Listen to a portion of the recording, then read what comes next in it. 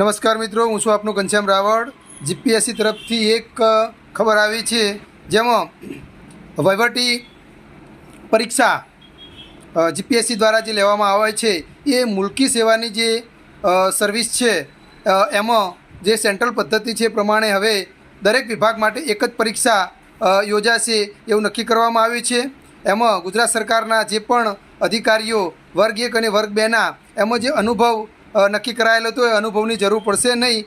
GPSC દ્વારા શિક્ષણ, આરોગ્ય અને બીજા વિભાગોમાં પણ આ એક જ પરીક્ષા લઈ અને ભરતી કરવામાં આવશે, જેના કારણે હવે વારંવાર જે જાહેરાતો આવતી હતી અને અલગ અલગ વિભાગ માટે અલગ અલગ ભરતી કરવામાં આવતી હતી એ કરવી નહીં પડે। એટલે સરકાર દ્વારા એક ભરતીમાં ફેરફાર કરવામાં આવ્યો છે। એમાં એક કેડર એક પરીક્ષા એવું નક્કી કરવામાં આવ્યું છે, જે અંતર્ગત ખૂબ હવે પછી જે જટિલ પ્રક્રિયાઓ હતી એ જટિલ પ્રક્રિયાઓમાંથી મુક્તિ મળશે। આભાર।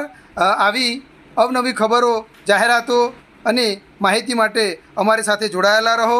અમારા યુટ્યુબ ચેનલ ની અમારી જે આઈડી છે, ફેસબુક આઈડી છે અને ઇન્સ્ટાગ્રામ આઈડીને ફોલો કરો। આભાર।